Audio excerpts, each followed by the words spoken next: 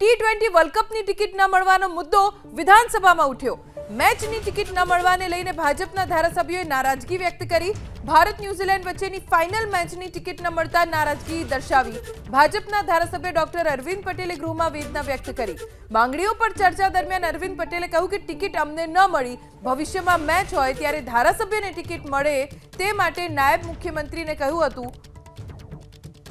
Final જેવી મેચમાં ticket મળે તે માટે કહ્યું હતું તેવું જીતુ વાઘાણીએ કહ્યું।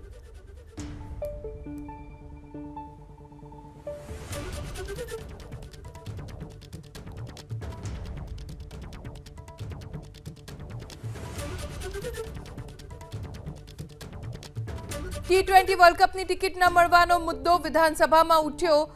ડોક્ટર અરવિંદ પટેલ જેમણે નારાજગી વ્યક્ત કરી, મેચની ટિકિટ ન મળવાને લઈને તેમણે નારાજગી દર્શાવી।